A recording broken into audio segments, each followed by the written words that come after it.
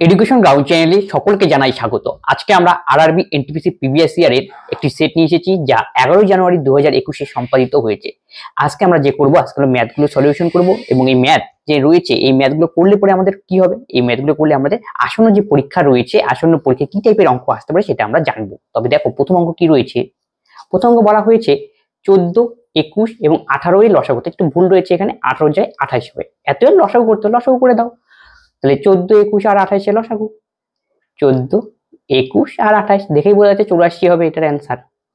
7 দিয়ে দাও, 3 7 দোকানে 14, 3 7 21, 4 7 28, 3 তাহলে 7 দোকানে 14, 3 14 আবার 2 দিয়ে যায়, 2 দিয়ে দিলে 1, 3 আর 2, 3 দোকানে 6, 6 দোকানে 12, 7 12 84, 84 হবে সঠিক উত্তর। নেক্সট অঙ্ক কি বলেছে, sin θ minus √3 cos θ equal to 0, তবে sin square θ minus cos θ এর মান কত? তাহলে sin θ minus √3 cos θ, তাহলে এটাই বেশ আসলে হবে √3 cos θ। তাহলে sin θ by cos θ equal to √3, R sin θ by cos θ মানে আমরা জানি tan θ, tan θ equal to হবে √3, আবার √3 এর মান হবে tan 60 ডিগ্রি। তাহলে tan tan কেটে গেল, তাহলে θ equal to 60 ডিগ্রি। ক্লিয়ার, থিটার মান আমাদের 60 ডিগ্রি গেল। এখন এই থিটার মান বসিয়ে আমরা sin square theta, sin square 60 degree minus cos square 60 degree, তাহলে sin স্কয়ার 60 ডিগ্রির মান হলো √3/2 তার হোল স্কয়ার, আর cos 60 ডিগ্রির মান হলো হাফ তার হোল স্কয়ার। যে ক্যালকুলেশন করলেই আমাদের অ্যানসার, ক্যালকুলেশনটা এখানে করছি। তাই √3/2 ক্যালকুলেশন করলে হয় 3/4, আর 1/2 ক্যালকুলেশন করলে হয় 1/4। ক্যালকুলেশন করলে 4 হবে আমাদের এলসিএম, 3 এর থেকে 1 গেলে 2, কাটাকাটি করলে হবে 1/2, তাহলে 1/2 হবে আমাদের সঠিক উত্তর, অপশন ডি। নেক্সট অঙ্ক বলেছে, একটি পরীক্ষায় মই সর্বোচ্চ সংখ্যা 30% পেয়েছে, কিন্তু 25 অঙ্ক কম পেয়ে ফেল করেছে এবং 38% স্কোর করার জন্য অন্যান্য ছাত্র উত্তীর্ণ হওয়ার জন্য অঙ্কের চেয়ে 15 অঙ্ক বেশি পেয়েছে এবং প্রয়োজনীয় উত্তীর্ণ মান কত? তাহলে দেখো, এই টাইপের অঙ্ক পরীক্ষার জন্য খুব গুরুত্বপূর্ণ। একজন ক্যান্ডিডেট সর্বোচ্চ সংখ্যা কত, 30% মার্কস পেয়েছে। যখন সে 30% মার্ক পেল, সে কত নম্বরের জন্য ফেল করলো? 25 নম্বরের জন্য ফেল করলো। আরেকজন পেয়েছে 38% মার্কস, কিন্তু সে পাস মার্কের থেকে 15 নম্বর বেশি পেল। এই হলো কন্ডিশন। এখান থেকে বের করতে বলেছে প্রয়োজনীয় উত্তীর্ণ শতাংশ কত, মানে পাস মার্কের যে পার্সেন্টেজ, পাসের পার্সেন্টেজ, সেটা আমাকে বের করতে বলছে। কত পেলে, কত পার্সেন্টেজ মার্কস পেলে একজন ক্যান্ডিডেট পাস করবে, এই হলো অঙ্ক। তাহলে এই টাইপের অঙ্ক আমরা করব কিভাবে? এই যে গ্যাপ নিতে হবে, এর গ্যাপ কত, 38 থেকে 30 বিয়োগ করে দিলে 8%। কিন্তু এখানে মনে রাখতে হবে, একটা কম একটা বেশি, প্লাস মাইনাস, তাহলে একই হলে আমরা বিয়োগ করব, বিপরীত হলে আমরা যোগ করতে হবে। বিপরীত চিহ্ন মাইনাস হলে যোগ করতে হবে। 5 5 10, 2 একে 3 একে 4, তাহলে 8% ভ্যালু হলো 40, তাহলে 1% এর ভ্যালু হবে আমাদের 5 8 40, তাহলে 100 এর ভ্যালু আমাদের হবে 500। যদি তোমাকে বলতো ফুল মার্কস কত, আমাদের অ্যান্সার হবে 500 ফুল মার্কস বললে পরে, কিন্তু সেটা বলেনি, বলছে প্রয়োজনীয় উত্তীর্ণ শতাংশ কত। তাহলে আমাদের পাস মার্কটা কত সেটা আগে বের করে নিতে হবে একটা পরীক্ষায় পাস করার জন্য। তাহলে পাস মার্ক আমরা কিভাবে বের করব? 500 নম্বর তো ফুল মার্কস, তার থেকে যে কোনো দুটো কন্ডিশনের মধ্যে একটা কন্ডিশন আমরা নিতে হবে, যেহেতু তোমার ক্যালকুলেশন করতে সুবিধা। 30% এর ক্যালকুলেশন করতে সুবিধা, তাহলে 500 30% আমরা বের করে নিই। তাহলে কত দাঁড়াবে? এই শূন্য কাটো, তাহলে 150 হলো 500 30%, কিন্তু 500 30% মানে 150 কেন? এবং যে পেয়েছে, মানে মোহিত পেয়েছে 150 মার্ক, কিন্তু সে 25 নম্বরের জন্য ফেল করেছে। তাহলে আরো 25 নম্বর যদি সে পেতো, তাহলে পাস করে যেত। তাহলে পাস মার্ক কত, তার মানে নিশ্চয়ই আরো সেটা আমাকে 25 যোগ করতে হবে, তাহলে দাঁড়াবে হলো 175 মার্কস। এটাই হলো পাস মার্ক। যদি বলতো পাস মার্ক কত, অ্যান্সার 175, কিন্তু পাস মার্কের পার্সেন্টেজ বের করতে বলেছে। পার্সেন্টেজ আমরা বের করলে কি করব, ওভারঅল যত রয়েছে নম্বর, মানে ফুল মার্কসটাকে নিচে দিতে হবে এবং পাস মার্কটাকে উপরে দিতে হবে, আর পার্সেন্টেজ আনার জন্য 100 দিয়ে গুণ। এই হলো অঙ্ক। তিনটা অঙ্ক এখানে একসঙ্গে দেওয়া রয়েছে। তাহলে 5 দেওয়া করলে কত হয়, 3 5 15, 5 2 5 5 25, 35% হবে আমাদের সঠিক উত্তর, অপশন বি। সহজতর করো, মানে সেটাকে সিম্পলিফিকেশন করতে বলেছে। তাহলে 5 × 42, জানা এই নিয়ম সবসময় বদমাস নিয়ম অনুযায়ী হয়।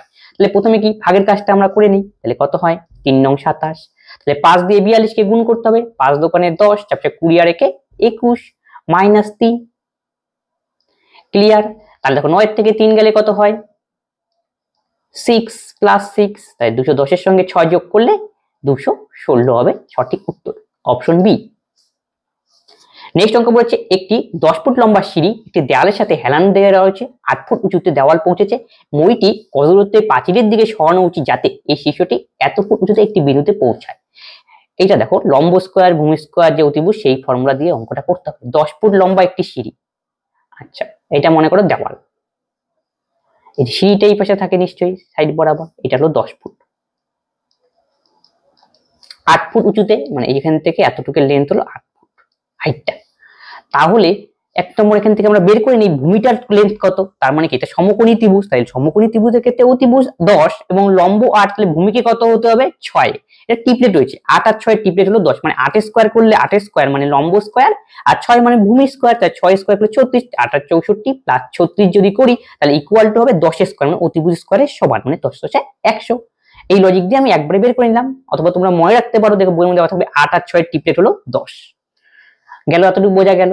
তারপরে কি বলছে মইটির দূরত্ব প্রাচীরের দিকে সরানো উচিত কতটা যাতে শীর্ষ এতটা পৌঁছায়। এখন মইটা তো ফিক্সড, মইয়ের লেন্থ তো কোনো সময় পরিবর্তন হবে না, তাই না? তাহলে মইটাকে একটু সরিয়ে দেওয়া হলো, খালি মই যখন সরিয়ে দেবে নিশ্চয়ই এই দেওয়ালে একটু উঁচুতে তো নিশ্চয়ই মইটাকে ঠেকাতে হবে, কিন্তু মইয়ের লেন্থ যে ফিক্সড, এই যে এখানে মইটা সরে গেল। এখন আমাকে বের করতে বলছে এই যে এখান থেকে এতটুকু পোর্শন অ্যারো দিলাম, এতটুকুর মান আমাকে নির্ণয় করতে বলেছে।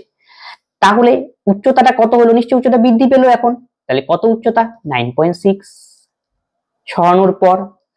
আমরা এখন কি বের করব, কতটা সরলো এটার মান আমাকে বের করতে হবে। দেখো এই ক্ষেত্রে দ্বিতীয় কন্ডিশনে অতিভুজটা সেম, কারণ কি অতিভুজ মানে মইয়ের লেন্থ তো কোনো পরিবর্তন হয়নি, তাহলে মই মানে অতিভুজটা সেম 10, আর এখানে লম্ব 9.6, তাহলে এখানে ভূমিটা আমরা বের করে নিই তাহলেই আমাদের অঙ্ক হবে। তাহলে ভূমির লেন্থটা আমাদের এখান থেকে বের করতে হবে।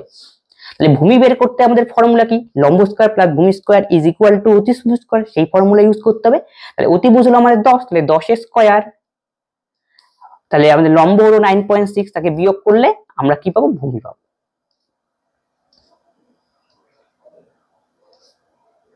গেল, এটা হলো আমাদের ভূমি। তাহলে 10 স্কয়ার, দেখো এটা একটা ফর্মুলা পড়েছে a square minus b square এর formula, a plus b into a minus b। 10 আর সঙ্গে যদি 9.6 যোগ করি 19.6, আর বিয়োগ করলে আমাদের কত হবে 0.4। এটা গুণ করে দাও, 4 6 24 এর 4, 4 76 2 78। কত ঘর রয়েছে, এক ঘর, দুই ঘর, দুই ঘর পর দশমিক, তাহলে এটাকে বর্গমূল করলে আমরা পাবো 2.8। বোঝা গেল 2.8। তাহলে 2 পয়েন্ট আমরা কোনটা পেলাম, এই এতটুকুর লেন্থ হলো তাহলে কি 2.8, আর গোটাটার লেন্থ কত ছিল আমি একটু ভালো করে বুঝিয়ে দিচ্ছি ব্যাপারটা। এই যে গোটাটার লেন্থ প্রথমে কত ছিল 6, তার মধ্যে এতটুকু পোর্শনের লেন্থ কত বের করলাম 2.8, এতটুকু হলো 2.8। আমার দরকার কতটুকু, এই যে এতটুকু পোর্শন, তার মানে আমাকে বিয়োগ করে দিলেই অ্যান্সার 6 মাইনাস 2.8। 10 থেকে 8 বিয়োগ করলে 2, আর 6 থেকে 3 বিয়োগ করলে 3, 3.2 হবে আমাদের সঠিক উত্তর, 3.2 ফিট, অপশন বি।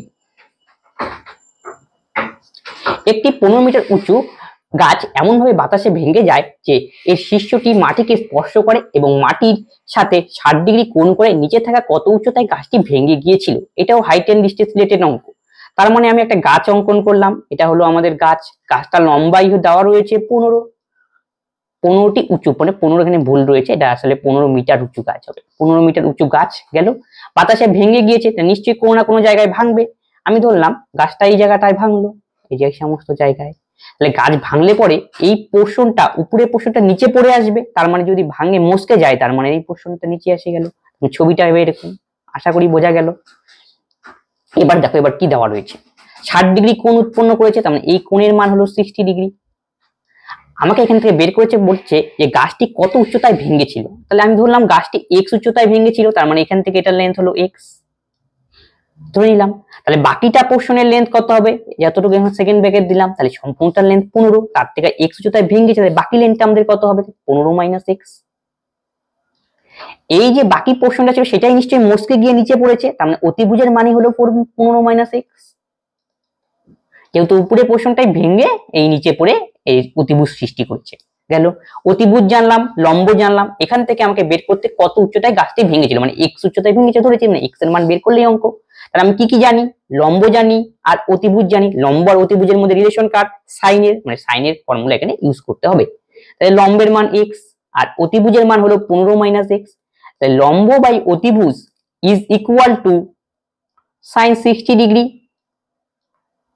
তাহলে x বাই 15 মাইনাস x আর সাইন 60 ডিগ্রির মান দাঁড়াবে √3/2। এখানে ক্যালকুলেশন করে x এর মান নির্ণয় করতে হবে, কোনাকুনি গুণ করে দাও।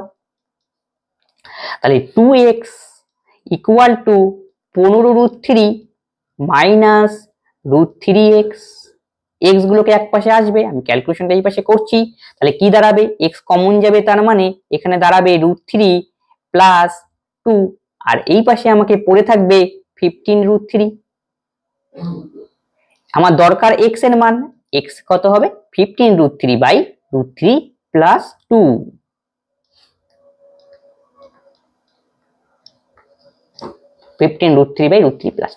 Option C.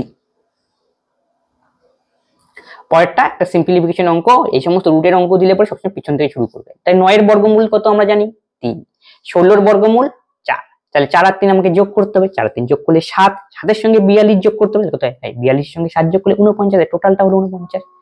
আবার আমাদের 49 এর বর্গমূল করতে হবে। 49 এর বর্গমূল করলে আমরা পাবো 7, 7 এর সঙ্গে 5 গুণে রয়েছে, তাহলে 5 7 35, 35 হয়ে গেল। তাহলে 35 এর সঙ্গে আমাকে এখন 134 যোগ করতে হবে। তাহলে 134 এর সঙ্গে যদি 135 যোগ করি হয় 169, 169 এর আবার রয়েছে বর্গমূল। তাহলে 169 এর যদি বর্গমূল করি আমাদের অ্যান্সার দাঁড়াবে 13, 13 রয়ে গেল। আবার 13 এর সঙ্গে আবার 51, এইভাবে 3 একে 4 গেল, 5 একে 6, মানে 64 এর বর্গমূল করলেই হবে আমাদের উত্তর। তাহলে অ্যান্সার 8, অপশন এ। নেক্সট অঙ্ক, 16 জন পুরুষ 12 দিনে একটি কাজ শেষ করতে পারে, 12 জন মহিলা একই কাজ 32 দিনে সম্পন্ন করতে পারেন। তাহলে 16 জন পুরুষ এবং 16 জন মহিলা একসাথে 4 দিনে কাজ করেছিলেন, তারপরে মহিলারা বাদ পড়লেন, আরো 16 জন যোগ দিলেন, তাহলে পুরুষেরা কত দিনে অবশিষ্ট কাজ করবে? 16 জন পুরুষ ছিল আর 12 দিনে কাজ করে, তার মানে 16 জন ম্যান 12 দিন কাজ করলো, ফার্স্ট কন্ডিশন। সেকেন্ড কন্ডিশন, 12 জন ওমেন 32 দিন কাজ করলো। এখানে থেকে আমি বের করব কতজন ম্যানের কার্যক্ষমতা কতজন ওমেনের সমান, এই হলো অঙ্ক। ফার্স্ট কন্ডিশন থেকে এটাই আমরা তৈরি করবো। পারে বড় কাটাকাটি গেল, 16 দোকানে 32, তাহলে আমি বলতে পারি 1 man is equal two 2 women. এটা আমাদের হাতে থাক, এটা আমাদের পরে সাহায্য লাগবে। তারপর নেক্সট কন্ডিশনে আসি। তারপর বলেছে 16 জন পুরুষ এবং 16 জন মহিলা একটি কাজ 4 দিনে করতে পারে। তাহলে 16 জন ম্যান আর 16 জন ওমেন একটি কাজ করে 4 দিনে। এখান থেকে এইটার আমাদের যে প্রথম কন্ডিশন বের করলাম, এই কন্ডিশনে বের করার অর্থ হলো আমাদের ম্যান আর ওমেনের মধ্যে, মানে ম্যানটাকে হয় ওমেনে কনভার্ট করতে সাহায্য করবে, ওমেনটাকে ম্যানে কনভার্ট করতে সাহায্য করবে। আমরা একটা যেহেতু পুরুষ দিয়ে লাস্টে বলেছি, আমি ওমেনটাকে ম্যানে কনভার্ট করে দিই। তাহলে 2 ম্যান ইকুয়াল টু 1 ওমেন। আমাদের দেওয়া রয়েছে 16 ওমেন, তাহলে 16 ওমেন বানাতে গেলে এটাকে 16 ওমেন আমাকে আনতে হবে, তাহলে এই পাশে 8 দিয়ে গুণ করবো। তাহলে 8 ম্যান ইকুয়াল টু 8 দোকানে 16 ওমেন। তাহলে 16 ওমেনের জায়গায় আমি কি লিখতে পারি 8 ম্যান। তাহলে 16 আর 8 কত হয় 24 ম্যান। 24 ম্যান কাজটা করলো 4 দিনে। এখন প্রশ্নে কি বলেছে আসি। তারপর বলেছে মহিলারা অবসর নিল কাজ থেকে এবং আরো 16 জন যোগ করলো। 16 জন এখানে পুরুষের কথাই আসলে বলা হয়েছে, 16 জন পুরুষ আরো যোগ হলো। তাহলে 16 জন ইনিশিয়ালি পুরুষ ছিল, আরো 16 জন আসলে আলটিমেটলি কতজন পুরুষ হলো 32 জন পুরুষ। এখন বলছে 32 জন পুরুষ এই কাজটা এখন কত দিনে করবে। 24 জন ম্যানের কাজটা করে 4 দিন, তাহলে একজনের বেশি সময় লাগবে, 24 ইন্টু 4, তাহলে 32 জনের কত সময় লাগবে। তাহলে 4 8 32, 8 দিয়ে কাটাকাটি করো, তাহলে 3 হবে আমাদের সঠিক উত্তর, অপশন এ। পরেরটা একটা সিম্পলিফিকেশনের অঙ্ক। এই টাইপের সিম্পলিফিকেশনের অঙ্ক প্রথম দুটো টার্ম দেখে তোমাকে কি অঙ্কটা করতে হবে। দেখো কি দেওয়া রয়েছে, 1 বিয়োগ 1/2 ক্যালকুলেশন করলে আমরা পাবো 1/2, 1 বিয়োগ 1/3 ক্যালকুলেশন করলে আমরা পাবো 2/3। দেখা যাচ্ছে প্রথম দুটো টার্ম নিয়ে আমরা বুঝতে পারছি যে এই নিচেরটা এর উপরেরটা, সেকেন্ডেরটা উপরেরটা কাটাকাটি, আলটিমেটলি পড়ে থাকবে কি প্রথমটা লব পড়ে থাকবে আর শেষেরটার হর পড়ে থাকবে, এই হলো লজিক। তাহলে গোটাটা যদি এইভাবে আমরা কাটাকুটি করতে থাকি ক্যালকুলেশন করতে, তাহলে কি পাবো প্রথমটার লব পাবো আর শেষেরটার কি পাবো হর পাবো। তার মানে 1/10 হবে আমাদের কারেক্ট অ্যান্সার এই অঙ্কের, অপশন সি। নেক্সট অঙ্ক, মোহন 18,000 টাকা ধার করেছেন এবং বার্ষিক 10% হারে এত টাকা সরল সুদ দেয়, সে কত টাকা কত সময়ের জন্য ধার নিয়েছেন। আই ইকুয়াল টু পিটি/100 মান উঠলে অঙ্ক হয়ে যাবে। তাহলে আই এর মান 2700, পি এর মান দেওয়া রয়েছে 18,000, 10% হারে কিন্তু আমাকে টাইম বের করতে বলেছে, নিচে 100। তাহলে এখানে উপরে দেখো কতগুলি শূন্য, এখানে দুটো শূন্য রয়েছে, তাহলে এই একটা, এই যে একটা, এই যে একটা, আর এই শূন্য, এই শূন্য, এই শূন্য, এই শূন্য, 9 দিয়ে কাটাকাটি, 3 নং 27, 9 দোকানে 18, তাহলে টি এর মান দাঁড়াবে আমাদের 3/2, 3/2, অপশন বি। প্রদত্ত রাশির মান নির্ণয় করো, এটা মান নির্ণয় করতে বলেছে, তাহলে বদমাস নিয়ম অনুযায়ী করবো, তো ভাগের কাজ করবো, তাহলে 6 প্লাস 10/2 5, 4 5 20, তারপরে -9, তাহলে -9 আর +6 করলে আমরা পাবো -9 আর +6, তাহলে করলে পাবো আমরা হলো -3, তাহলে 20 থেকে যদি আমাদের 3 যায় তাহলে হবে 17।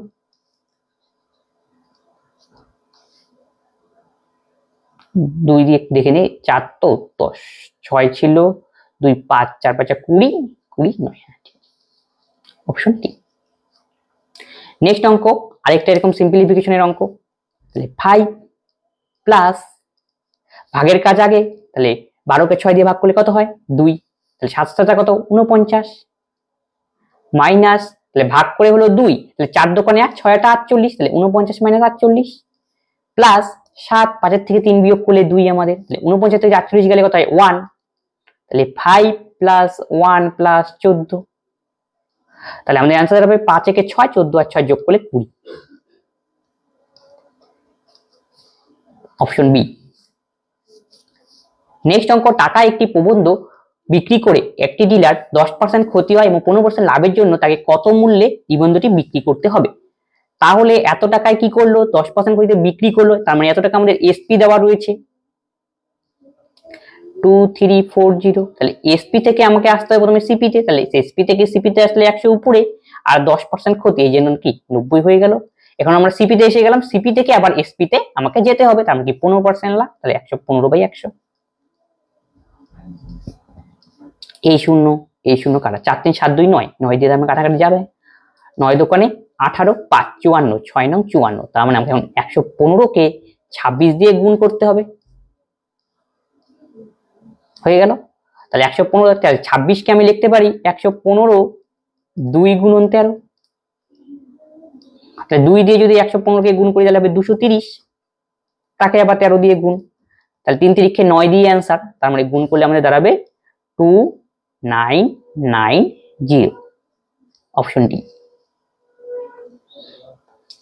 নেক্সট অঙ্ক, 35 জন স্কুল ছাত্রের বয়সের গড় 16 বছর, 52 জন বয়সী এটা হবে, একজন শিক্ষক দলে যোগ দেন, তবে ছাত্র শিক্ষকের বয়সের গড় নির্ণয় করো। তাহলে 35 জন ছাত্রের গড় বয়স 16, টোটাল বয়স হবে 35 × 16, তারপর 52 বছর বয়সী একজন যোগ দিলেন, তাহলে আলটিমেটলি এখন কতজন হলো 35 আর 36 জন, এখন এদের ওভারঅল গড় কত, এই হলো অঙ্ক। আমাকে এখানে ক্যালকুলেশন করতে হবে।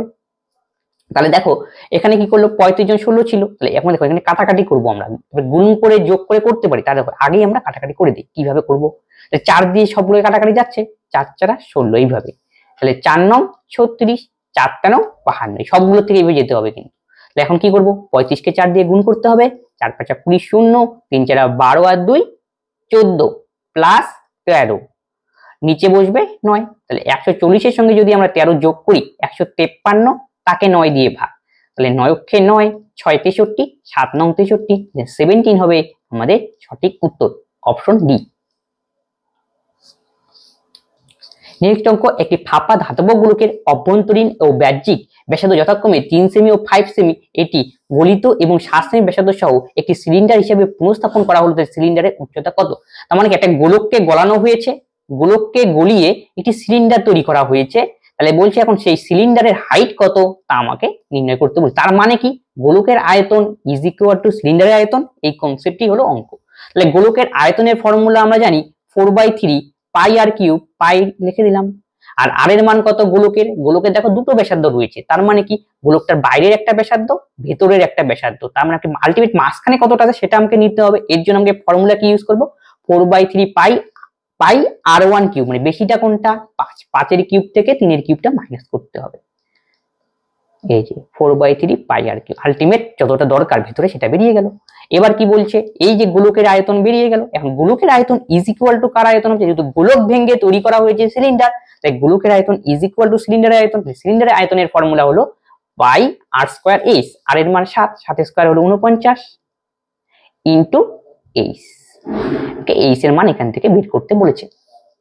এবার আমাকে কাটাকাটি করতে হবে, পাই পাই ক্যান্সেল, তাহলে 5 এর কিউব 125 আর 3 এর কিউব 27, 125 আর 3 এর কিউব 27, তাহলে 15 থেকে 7 বিয়োগ করলে 8, 12 থেকে 3 গুণে 9 9 আর 98, তাহলে 4/3, তাহলে এখানে বসবে 98 ইকুয়াল টু 49 ইনটু এইচ। 49 দোকানে 98, 4 দোকানে 8, 8/3, এইচ এর মান হবে 8/3, অপশন সি। নেক্সট অঙ্ক, 4টি সংখ্যা দেওয়া রয়েছে যার মধ্যে 3টি কোনো না কোনো ভাবে একই রকম, একটি ভিন্ন। কোনটা ভিন্ন? দেখো 2, 5, 3, 2 হলো কি জোড় মৌলিক সংখ্যা, 5 মৌলিক সংখ্যা, 7 কি মৌলিক সংখ্যা, 2 একটা মৌলিক সংখ্যা, জোড় আবার মৌলিক সংখ্যা, 2 মৌলিক সংখ্যা, 5 মৌলিক, 7 মৌলিক, 10 হলো কি যৌগিক সংখ্যা। অপশন এ হবে সঠিক উত্তর। নেক্সট অঙ্ক, একজন সাঁতারু যার গতি স্থির জলে 9 কিলোমিটার/আওয়ার এবং 45 মিনিটে 9 কিমি স্রোতের অনুকূলে এগিয়ে গিয়ে স্রোতের গতিবেগ নির্ণয় করো। তাহলে একজন সাঁতারু যার গতিবেগ হলো স্থির জলে 9 কিলোমিটার/আওয়ার, কারণ সাঁতারুর বোট মানে আমার বোটের স্পিড দেওয়া রয়েছে, সেটাকে আমি বোট ধরতেই পারি, বোট হিসেবে গণ্য করি 9 কিলোমিটার/আওয়ার। আর স্রোতের অনুকূলে বেগ, তাহলে ডাউন স্ট্রিমের বেগ এখান থেকে বের করে নেব। দূরত্ব কত? 9 কিমি, যায় কত মিনিটে? 45 মিনিট, তাহলে মিনিটটাকে ঘন্টায় বানাতে গেলে আমাদের 60 দিয়ে ভাগ করতে হবে, 45/60, তাহলে 3 15 45, 4 15 60, এটা আমাদের টাইম। টাইম দিয়ে ভাগ করতে হবে ডিস্টেন্সকে, তাহলে 3/4, ডিস্টেন্স তো 9 ছিল, 9 ইন্টু 4/3, তাহলে 3 তিরিক্ষে 9, 3 4 12। তাহলে আমরা বোটের স্পিড জানি আর ডাউন স্ট্রিমের স্পিড জানি, আমাকে বের করতে হবে স্রোতের স্পিড। ডাউন স্ট্রিম মানে আমাদের ফর্মুলা হলো বোট প্লাস স্টিম, আর ডাউনের 12, বোটের 9 আর স্টিমের দাঁড়াবে বিয়োগ করে দিতে হবে, তাহলে 12 থেকে 9 বিয়োগ করলে 3, অপশন ডি। সহজতর করো মানে নিচেরটা সিম্পলিফিকেশন করতে হবে। এই সিম্পল করার জন্য যোগেরটাকে একটু চেক করে নিই। 11 রয়েছে এখানে, দশমিকের আগে 10 রয়েছে, 1 রয়েছে, 1, তাহলে 11 10 21 22 একে কত 23, তাহলে 23 পয়েন্ট সামথিং অ্যান্সার। কিন্তু 23 পয়েন্টে দেখো দুটো অপশন রয়েছে, কিন্তু এখন দেখো দুটো ইউনিট ডিজিট কিন্তু আলাদা, তাহলে ইউনিট ডিজিটটা আমরা চেক করলেই হবে। ইউনিট ডিজিট দেখো একের পরে কি রয়েছে? একটা, তার মানে এখানে দুটো শূন্য দিয়ে দিই ক্যালকুলেশন সুবিধার জন্য, এখানে একটা শূন্য, সবগুলোকে 3টা করে বানালাম দশমিকের পরে। যোগ করলে কি পাবো? যোগ করলে একটা সংখ্যা রয়েছে যার দশমিকের পরে যে 3টা অঙ্ক রয়েছে শেষ অঙ্কটা হলো 1, কারণ বাকিগুলো শূন্য রয়েছে, মানে এর থেকে বোঝা গেল সবগুলো যোগ করলে ইউনিট ডিজিটে 1 আসবে। 1 আলা কোনটাতে রয়েছে? একমাত্র অপশন ডি তে। নেক্সট অঙ্ক, অনিল ধার্য মূল্যের ওপর 20% ছাড় সহ একটি পণ্য ক্রয় করে এবং ধার্য মূল্যের ওপর 8% ছাড়ে বিক্রি করে, তবে টাকায় শতকরা লাভ কত তা বা ক্ষতি কত তা নির্ণয় করতে বলেছে। ধার্য মূল্যের ওপর 20% ছাড়ে একটি পণ্য ক্রয় করে, তাহলে মার্ক প্রাইস আর সিপি, তাহলে 20% মানে আমরা জানি 1/5 ফ্র্যাকশন আকারে, তাহলে মার্ক প্রাইস যদি 5 হয় তাহলে 20% ছাড় মানে উপরেরটা ছাড়, তাহলে 5 এর থেকে 1 বিয়োগ করলে 4, তাহলে কস্ট প্রাইস হবে 4।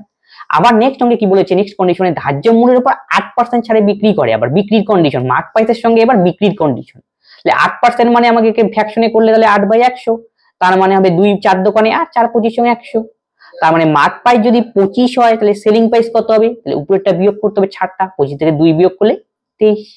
কিন্তু দুটো কন্ডিশনের মধ্যেই মার্ক প্রাইস তো সেম, তাহলে মার্ক প্রাইসকে সমান করে নাও, তাহলে 5 দিয়ে গুণ করলাম, একেও 5 দিয়ে গুণ করলাম, 4 5 কত হলো 20, তাহলে সিপি হলো 20 আর এসপি হলো 23, তাহলে নিশ্চয়ই লাভ হলো। লাভ কতটা হলো? 3 টাকা লাভ হলো 20 থেকে 23।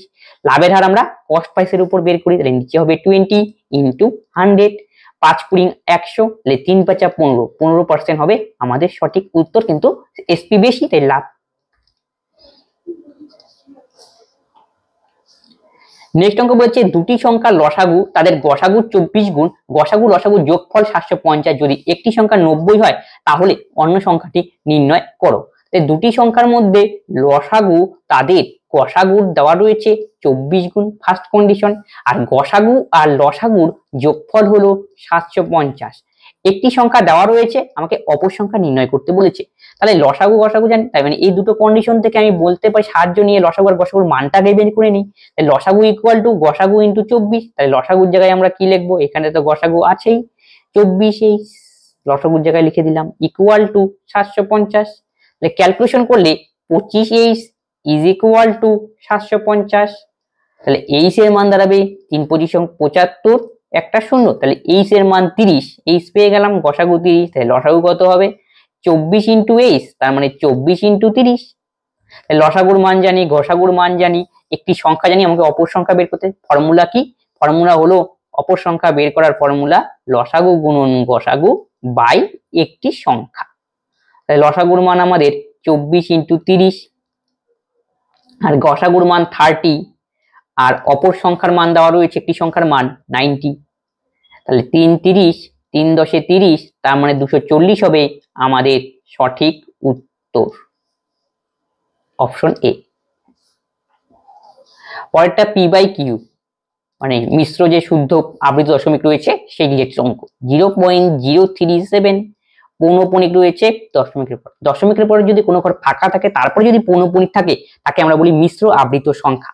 মিশ্র আবৃত সংখ্যা থেকে ভগ্নাংশে আনবো আমরা, এই জন্য টেকনিক হলো দেখবি কতগুলো পৌনঃপুনিক রয়েছে, দুটো নয় লেখো। দশমিকের পরে পৌনঃপুনিক বাদে কতগুলি সংখ্যা, শূন্য, মাত্র শূন্য বলে শূন্য নয়, একটা সংখ্যা শূন্য, এই জন্য শূন্য। তারপরে পৌনঃপুনিক আলা সংখ্যাটা সম্পূর্ণ সংখ্যাটা লিখবে 037, তার থেকে পৌনঃপুনিক বাদে কি রয়েছে শূন্য, দশমিকের পরে সেটাকে বিয়োগ করে দিলাম। তাহলে কত হলো 37 আর নিচে বসবে 990, 37/990, অপশন এ।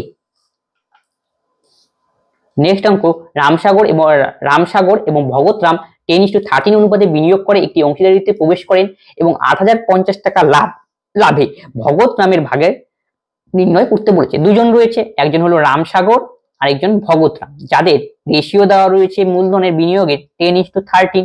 টোটাল টাকা 8050, টোটাল মানে দুটো যোগফল, তাহলে আমি বলতে পারি 23 এর ভ্যালু 8050। তাহলে একের ভ্যালু হবে কত, তাহলে 23 এ ভাগ করতে হবে, তাহলে 3 কিলো 69, 1 5 115, 5 350, তাহলে একের ভ্যালু হলো 350।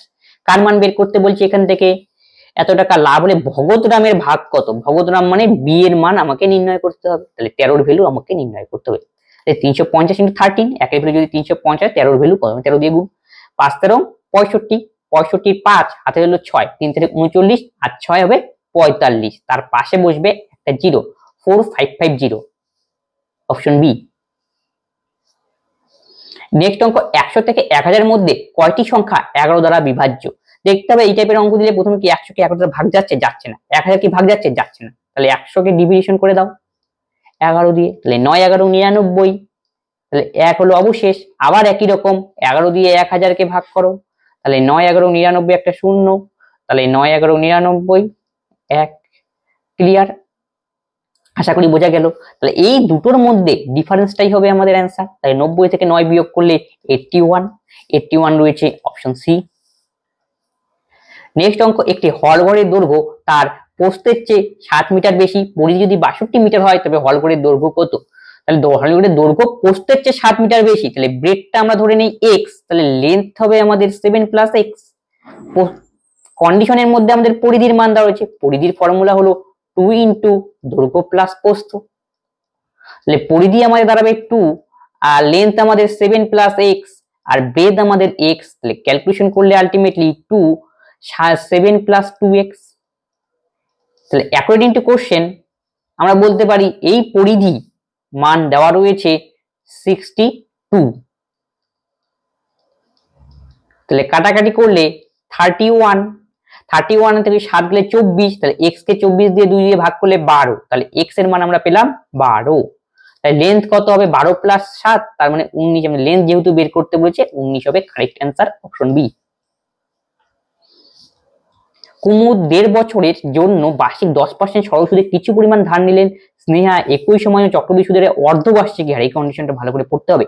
একই হারে একই পরিমাণ ধার নিলে স্নেহা যদি কুমুদের থেকে 180 টাকা বেশি সুদ হিসাবে দেয় তবে তাহলে প্রত্যেকে কত টাকা পেতেন। মানে দুটো কন্ডিশন দেওয়া রয়েছে, একটা সিম্পলের কন্ডিশন, একটা কম্পাউন্ডের কন্ডিশন। আর কম্পাউন্ডের ইন্টারেস্ট বলছে অর্ধবার্ষিক, কিন্তু এটা মনে রাখতে হবে। তারপরে কম্পাউন্ড আর সিম্পল ইন্টারেস্টের মানটা দেওয়া রয়েছে, ডিফারেন্সটা দেওয়া রয়েছে 61। এখান থেকে আমাকে বের করতে বলেছে প্রিন্সিপালটা কত ছিল, এই হলো অঙ্ক। তাহলে আমি এখানে প্রিন্সিপালটা ধরে নিলাম, আমি ধরলাম 1 1 4টা শূন্য, কারণ কি পরেরটা দেখো কিন্তু একটি 1.5 বছর দেওয়া রয়েছে, এখানে 3/2 ফ্র্যাকশন আকারে আসতে একটু বড় একটা শূন্য দিয়ে ধরে নিলাম, ক্যালকুলেশন সুবিধা হতে পারে। তাহলে 1.5 বছরের ক্ষেত্রে সিম্পল ইন্টারেস্ট কত, তাহলে পি হলো 10,000, আর এর মান দেওয়া রয়েছে 10%, আর ইয়ার হলো 3/2, এটা কিন্তু সিম্পল দিয়ে করছি। তাহলে ইন্টারেস্টটা আমাদের কত হবে, i ইকুয়াল টু PTR/100 ও করতে পারো, বা মুখে মুখে করার জন্য আমরা কি করব, এর সাথে গুণ করে দাও, 10 × 3/2, তাহলে গুণ করলে হবে কত, 5 3 5 15, গুণ করে দিলাম এই দুটো, তাহলে 15 হলো আলটিমেটলি 15%। তার মানে 10,000 এর 15% করলেই আমাদের সিম্পল ইন্টারেস্ট, বা অথবা i ইকুয়াল টু PTR দিলেও করলেও হবে, একই ব্যাপারটা, ওটাই আমি করলাম। তাহলে 15% মানে 15 নিচে দুটো শূন্য থাকবে, তাহলে এই দুটো শূন্য আউট, যে 15 বসবে আর দুটো শূন্য, তাহলে 1500 হলো আমাদের সিম্পল ইন্টারেস্ট গেল। এবার কম্পাউন্ড ইন্টারেস্টে কি, কিন্তু কম্পাউন্ড ইন্টারেস্ট অর্ধবার্ষিকী, দুটো জিনিসকে আমাকে অ্যাডজাস্ট করতে হয়, প্রিন্সিপাল তো সেম নিয়েই কাজ করতে হবে, যে দুই ক্ষেত্রে প্রিন্সিপাল সেম। তাহলে আর এর মান অর্ধবার্ষিকী হলে কি 10 এর জায়গায় 5 বসবে, অর্ধেক হয়ে যাবে 5%। আর ইয়ার কত, 1.5 বছর, 6 মাস, আরে 6 মাস 6 মাস 6 মাস যদি ভাবি, তাহলে ইয়ার কত নিতে হবে, তার মানে 3 নিতে হবে ইয়ার।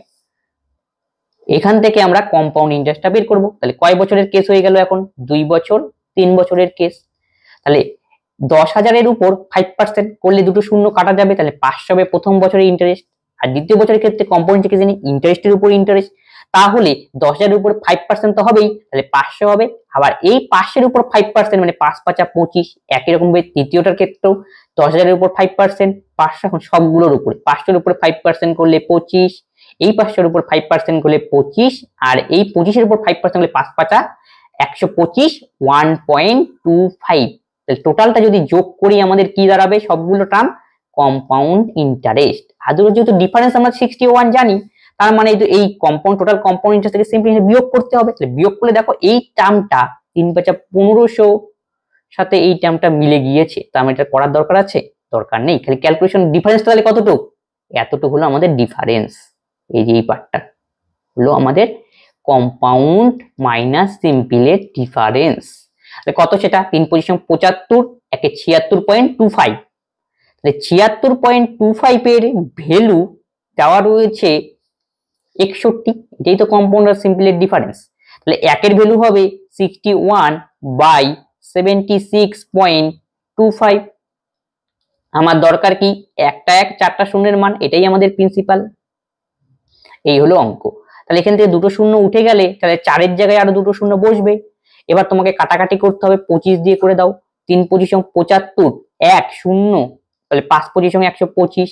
এটা যদি আমরা কাটাকাটি করি, 4 পজিশন 100 হবে, 4 পজিশন 100, 1 2 3 4, ক্লিয়ার। তারপর দেখো 61 কে 5 দিয়ে কাটাকাটি যাচ্ছে, আর এটা হবে 5 8 40, 8, তাহলে 8 এর পরে বসবে 3টা শূন্য, তাহলে আমাদের 8000 হবে সঠিক উত্তর, অপশন সি। নেক্সট অঙ্ক, একটি 2 অঙ্কের সংখ্যার অঙ্কের যোগফল 12, অঙ্কগুলিকে বিপরীত হলে 7 গুণ নতুন সংখ্যা মূল সংখ্যার 4 গুণের সমান হবে, নম্বরটি সন্ধান করুন। এই টাইপের অঙ্কটি সবচেয়ে বেস্ট হলো অপশন টেস্ট করা। প্রথমে 57 নিলাম, প্রথমে কি বলছে, অঙ্কগুলোর যোগফল 12, সেটা থেকে যোগ করে 12 মানে 5 7 12, 7 5 12, 8 4 12, মানে সবগুলোই কি প্রথম কন্ডিশন হোল্ড করতে হবে, সেকেন্ড কন্ডিশনে আমাকে আসতে হবে। তাহলে বলছে অঙ্ক দুটো, প্রথম অঙ্ক আমি নিয়ে টেস্ট করছি 57, তারপরে কি উল্টে দিতে বলেছে, তাহলে সেটা হবে 75।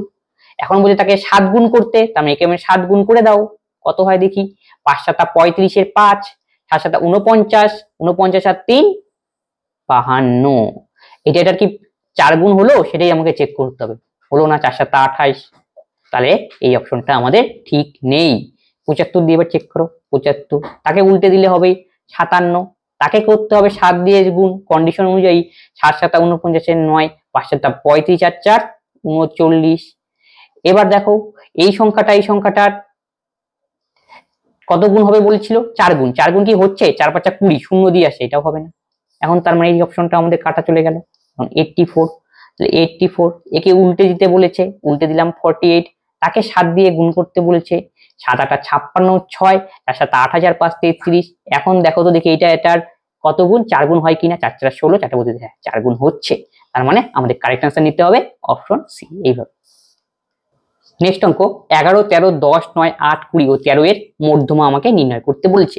মধ্যমা ব্যাপারটা আগে বুঝাচ্ছি। আগে এই যখন মধ্যমা নির্ণয় করতে বলবে, কোনো একটা সংখ্যার সিরিজ দেওয়া থাকবে, তখন তোমাকে কি করতে হবে, ছোট থেকে বড় বা ঊর্ধ্বক্রমে সাজিয়ে নিতে হবে।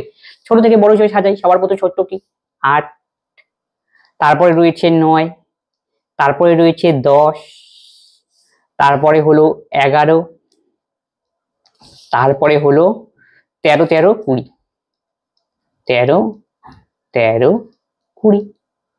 যোগ কটা সংখ্যা হলো 1 2 3 3 3 6 কে 7, 1 2 3 3 3 6 কে 7। ঠিক আছে, এখন আমাকে এখান থেকে নির্ণয় করছে মধ্যমা। মধ্যমা আমাকে এখান থেকে নির্ণয়, মধ্যমা ব্যাপারটা কি, মধ্যমা মানে কোনো একটা সিরিজ কি দেওয়া থাকলে সেটাকে আমরা ঊর্ধ্বক্রমে সাজাবো, ফার্স্ট কন্ডিশন। তারপরে দেখতে হবে মধ্যমানে মিডিল মানটা হবে আমাদের অ্যান্সার। মিডিল কোনটা, সংখ্যা কতগুলো রয়েছে 3 3 6 কে 7টা, যে 7টা সংখ্যা হয় তাহলে এর মিডিল কোনটা হবে, 4 নম্বর টার্মটা। তাহলে 4 নম্বর টার্ম হবে আমাদের 11, সঠিক উত্তর। এই হলো অঙ্ক, অপশন ডি। যদি এখন অনেকের মনে প্রশ্ন যে এখানে তো আমাদের বিজোড় সংখ্যা আসলো, মানে কাউন্টিং এ 1 2 3 3 6 7টা, যে জোড় সংখ্যা আসতো, জোড় সংখ্যা হলে আমরা কি করতাম, মনে কর 8 আসতো, তখন আমরা কি করব, এই 8 কে 2 দিয়ে ভাগ করব। 2 দিয়ে ভাগ করলে 4 নম্বর টার্ম, আর 5 নম্বর টার্মের মাঝখানেরটা হবে আমাদের কি অ্যান্সার। এইভাবে। নেক্সট অঙ্ক বলা হয়েছে, যদি বহুপদ x² + 9x + 3k এই শূন্যের বর্গের যোগফল 21, তবে k এর মান নির্ণয় করো। এত এর শূন্যের মানেই বুঝতে হবে x² + 9x + 3k = 0, first condition. এটাই বলেছে প্রথম কন্ডিশনে, শূন্যের তাহলে বর্গের যোগফল 21, মানে শূন্যের মানে এই যে একটা ইকুয়েশন দেওয়া রয়েছে, এই ইকুয়েশনে কি কি মান বসালে বলে অ্যান্সারটা শূন্য হয়। আসলে এখানে বীজের কথা বলা হয়েছে, দুটো বীজ, এটা দ্বিঘাত সমীকরণ, দুটো বীজ থাকবে, দুটো বীজকে আমি যদি আলফা প্লাস বিটা ধরে নেই, তাহলে কন্ডিশনে বলা হচ্ছে শূন্যের বর্গের যোগফল, মানে এই বীজ দুটির বর্গের যোগফল দেওয়া রয়েছে 21। এইখান থেকে আমাকে ফাইন্ড আউট করতে হবে কে এর মান কত। এই হলো অঙ্ক। তাহলে alpha square plus beta square = 21, তাহলে বীজদ্বয়ের বর্গের যোগফল 21 হলো। তার মানে আমি বলতে পারি এখান থেকে দ্বিঘাত সমীকরণের সূত্র অনুযায়ী বীজদ্বয়ের যোগফল = কি হয়, -b/a, এবং বীজদ্বয়ের গুণফল বের করার ফর্মুলা হলো c/a। তাহলে এখানে b মানে কি, b মানে হলো, মনে রাখবে এই ইকুয়েশনের সঙ্গে আমরা তুলনা করে a b c নির্ণয় করব। এটা হলো অ্যাকচুয়াল বিশুদ্ধ দ্বিঘাত সমীকরণের একটা স্ট্যান্ডার্ড ইকুয়েশন। তাহলে এখান থেকে বলা আছে x² এর সহগকে আমরা বলি a, আর x এর সহগ b, x এর সহগকে আগে থেকে বলে আমরা b ধরি, আর কনস্ট্যান্ট নামকে c ধরি। তাহলে alpha plus beta = -b/a। b মানে তাহলে বুঝতে হবে x এর সহগটা, x এর সহগ রয়েছে 9, তাই 9 বুঝবে, সূত্রের জন্য এটা মাইনাস। আর x² এর সামনে সহগ কি রয়েছে 1, তাহলে 1 বুঝবে এখানে। একই রকম ভাবে c/a, c এর মান কনস্ট্যান্ট টাইম, তাহলে 3k c, আর a মানে x² এর আগে, তাহলে 1। এই হলো কন্ডিশন। তাহলে আমাকে এই কন্ডিশনের সাহায্য নিয়ে তিনটা কন্ডিশন থেকে k এর মান নির্ণয় করতে হবে। তাহলে alpha square plus beta square = 21, তাহলে এখান থেকে a square plus b square যদি ফর্মুলা ইউজ করি, আমরা লিখতে পারি a plus b whole square minus 2ab, যার মান দেওয়া রয়েছে 21। আলফা প্লাস বিটার মান দিলে মানে -9, তাহলে আলফা বিটার জায়গায় আমরা -9 বসিয়ে দেব, তাই 9 নং 81, আর মাইনাসে মাইনাসে প্লাস, মাইনাস আলফা বিটার মান হলো 3k, তাহলে 2 × 3k, 3 দোকানে 6k = 21, তাহলে 6k = 60, তাহলে k = 10, 10 হবে আমাদের সঠিক উত্তর, অপশন বি। আরিয়ান একটি কাজ শেষ করতে বিপিনের চেয়ে দ্বিগুণ সময় নেয়, একসাথে তারা একই কাজ দুদিনের মধ্যে শেষ করে, তবে বিপিন কত সময়ে একই কাজ করবে। তাহলে আরিয়ান আর বিপিনের টাইমের রিলেশন দেওয়া রয়েছে, বলছে আরিয়ান একটি শেষ করতে বিপিনের চেয়ে দ্বিগুণ সময়, বিপিন যদি 1 ইউনিট টাইম সময় নেয় তাহলে আরিয়ান কি তার দ্বিগুণ সময় নেবে, তাহলে 2 টাইম নেবে, 2 গুণ সময় নিল, অনুপাত আকারে ভাবি। আর আমরা জানি টাইমের সঙ্গে এফিসিয়েন্সি রিলেশন সবসময় ব্যস্ত সম্পর্ক হয়, তাহলে 2:1 এর জায়গায় সেটা এফিসিয়েন্সি আর বের করলে আমাদের হয়ে যাবে 1:2, মানে 2:1 এর ব্যস্ত সম্পর্ক 1:2 উল্টে যাওয়া, ক্লিয়ার। তারপরে বলছে একসাথে তারা একই কাজ দুদিনে করে, তারা দুদিনে একসাথে কাজ করে, মানে দুজনে করবে একসাথে। আমি ফর্মুলা আমরা শিখেছি যে টাইম এন্ড ওয়ার্ক এর টোটাল ইউনিট কাজ = টাইম ইনটু এফিসিয়েন্সি। তারা দুজনে যদি একসঙ্গে কাজ করে, দুজন টোটাল এফিসিয়েন্সি কত হবে, ভির এফিসিয়েন্সি 2 আর এর এফিসিয়েন্সি 1, 2 একে 3, এটা এফিসিয়েন্সি। আর কয়দিন কাজ করবে, 2 দিন, তাহলে কত ইউনিট কাজ করলো তারা, 3 দোকানে 6 ইউনিট। এখন বলছে বিপিন এর কত সময় লাগবে এখান থেকে, তাহলে বিপিন এর টাইম বের করতে বলেছে। বিপিন এর টাইম হবে, টোটাল ইউনিট কাজ হলো আমাদের 6, তা দিয়ে তাকে বিপিন এর এফিসিয়েন্সি দিয়ে ভাগ, বিপিন এর এফিসিয়েন্সি 2। তাহলে আমাদের হবে 3, অপশন বি। অনিতা এবং বিনিতা নিজেদের মধ্যে 1950 টাকার পরিমাণ 6:7 হতে ভাগ করে যদি একটি একই পরিমাণ যাদের প্রতিটি শেয়ার 100 যোগ করা হলে তাদের শেয়ারের নতুন অনুপাত কত হবে? টোটাল মূলধন ছিল 1950, এই মূলধন দুজনে ভাগ করেছে অনিতা আর বিনিতা, কত অনুপাতে সেটা দেওয়া রয়েছে 6:7, টোটালের ভ্যালু দেওয়া রয়েছে 1950, তাহলে আমি বলতে পারি 7 6 যোগ করে দাও টোটাল অনুপাত হিসাবে। এই 13 এর ভ্যালু 1950, তাহলে 1 এর ভ্যালু কত আসবে? 13 কে 13, 13 কে 6, 5 13 65, 150। এতটুকু বোঝা গেল। এখান থেকে এর মানটা বের করে নেই আর বির মানটা, তাহলে 1 এর ভ্যালু যদি 150, তাহলে 6 এর ভ্যালু কত? 6 15 90, একটা শূন্য, 7 এর ভ্যালু 7 15 105, পাশে একটা শূন্য। ক্লিয়ার? তারপরে বলছে প্রত্যেকের সঙ্গে 100 যোগ করা হয়েছে, তার মানে এর সঙ্গেও 100 যোগ করে দাও, এর সঙ্গেও 100 যোগ করে দাও। এখন যোগ করার পর নতুন অনুপাত কত হবে? 900 সঙ্গে যদি 100 যোগ করি 1000, তাহলে এটা 0 5 1, তাহলে এই শূন্য কাটাকাটি গেল। ক্লিয়ার? তারপরে দেখো সরি এখানে একটা শূন্য বেশি হবে 105, 1150। ক্লিয়ার? তাহলে 5 দিয়ে কাটাকাটি করে দাও, 5 20 100, 5 23 115, তাহলে 20:23, অপশন সি। পরপর 5টি সংখ্যার যোগফল 90, তাহলে মধ্যবর্তী সংখ্যাটি নির্ণয় করো। তোমাকে একটা উদাহরণ দিয়ে বোঝাই।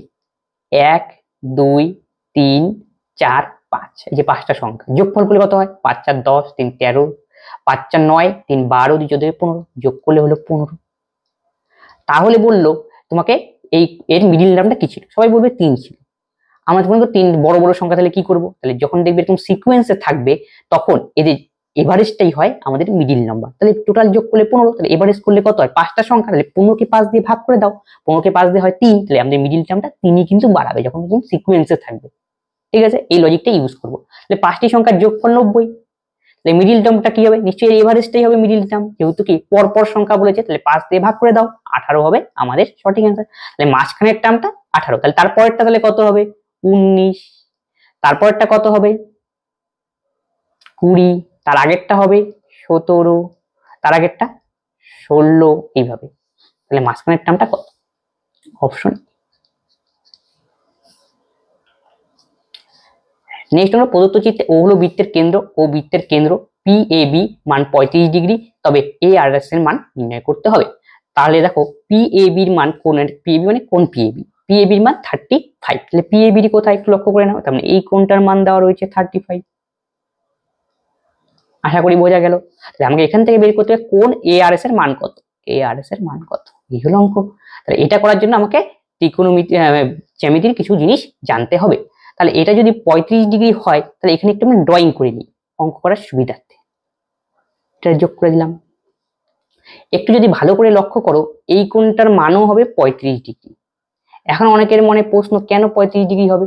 দেখো এটা একটা কি জ্যা, এই জ্যায়ের ওপর, সেম জ্যায়ের ওপর এখানে দুটি দেখো ত্রিভুজের মতো তৈরি হয়েছে, আর এই কোণগুলিকে বলা হয় একই বৃত্তাংশ কোণ। আর একই বৃত্তাংশ কোণের মান সবসময় সমান হয়, এটা 35 ডিগ্রির জন্য এটা হলো 35 ডিগ্রি।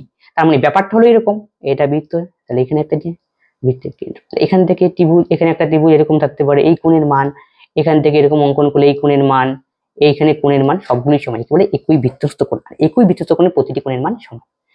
আশা করি বোঝা গেল। আরেকটা কনসেপ্ট এখানে ইউজ হবে, 2 নম্বর কনসেপ্ট হলো যে বৃত্ত থাকে, আর এটা মনে করো আমাদের বৃত্তের ব্যাস, তাহলে এই কোণটার মান, এই যুক্ত কোণ একে বলে অর্ধবৃত্তস্থ কোণ, আর এই অর্ধবৃত্তস্থ কোণের মান হয় 90 ডিগ্রি। এই কনসেপ্টটা এখানেই লাগবে। তাহলে অর্ধবৃত্তস্থ কোণ দেখো বৃত্তের কেন্দ্র দিয়ে গিয়েছে না এই রেখাটা, তার মানে এটা কি বৃত্তের ব্যাস। তাহলে এইখানে গোটা কোণের মান তাহলে কত হবে? এই যে গোটা কোণের মান, তাহলে গোটা কোণের মান 90 ডিগ্রি হবে। 90 ডিগ্রি থেকে যদি আমি 35 ডিগ্রি বিয়োগ করি, তাহলে এই কোণটার মান বেরোবে, এই যে এই কোণটার মান। তাহলে এই কোণটার মান বলতে এখানে এ আর পি এর মান, তাহলে 90 থেকে বিয়োগ করে দিতে হবে, 90 মাইনাস 35, বিয়োগ করলে 10 থেকে 5 বিয়োগ করলে 5, 9 থেকে 4 বিয়োগ করলে 55 ডিগ্রি। তাহলে কোণ এ আর পি এর মান বেরোলো 55 ডিগ্রি। ভালো করে লক্ষ্য করে ছবিটা, কোণ এ আর পি, ছবিটাকে একটুখানি মুখে দিচ্ছি বোঝার সুবিধার জন্য। এ আর পি কিন্তু মানে এতটুকু প্রশ্ন, এর মান দেওয়া বের হলো আমরা 55 ডিগ্রি।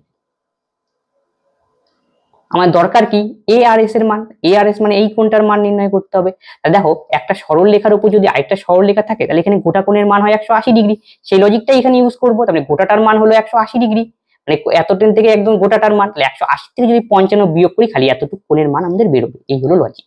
তাহলে 180 থেকে 55 বিয়োগ করতে হবে।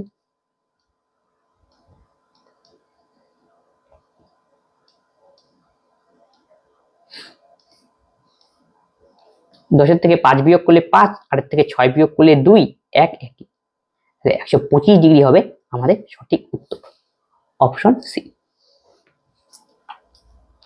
নেক্সট অঙ্ক বলেছে যদি 3 থেকে 39 পর্যন্ত সমস্ত বিজোড় সংখ্যা বাদ দেওয়া হয় তাহলে কতটি সংখ্যা অবশিষ্ট থাকবে। তার মানে 3 থেকে 39 পর্যন্ত বলেছে, 3 থেকে 39 পর্যন্ত। এখানে বলছে বিজোড় সংখ্যাগুলো বাদ দিয়ে দেওয়া হলো তাহলে কতগুলি সংখ্যা অবশিষ্ট থাকবে, আমরা বাকি সংখ্যাগুলো যে জোড় কতগুলি সংখ্যা রয়েছে, বিজোড় সংখ্যা যদি বাদ দেই তাহলে এই টাইপের অঙ্ক দিলে আমাদের কি করতে হবে, জোড় সংখ্যা যে রয়েছে সেই কনসেপ্টটা এখানে ইউজ করতে হবে। তাহলে দেখো 3 থেকে 39 এর মধ্যে প্রথম জোড় সংখ্যা কত, 3 এর পরে 4 আসবে, তাহলে ফার্স্ট জোড় সংখ্যা 4, তারপরটা কত 6, তারপরটা কত হবে 8, এমন করে ডট ডট ডট করে চলতে থাকবে 38 পর্যন্ত।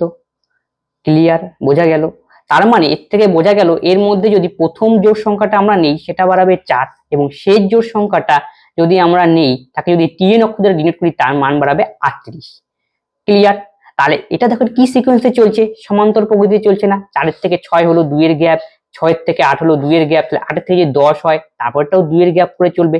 তাহলে সমান্তর প্রকৃতির কনসেপ্ট আমাকে ইউজ করতে হবে। সমান্তর প্রকৃতির ক্ষেত্রে একটা ফর্মুলা রয়েছে এন তম পদ, অর্থাৎ টিএন তম পদ বের করার, মানে শেষ পদ বের করার formula equal to A plus N minus 1 into D.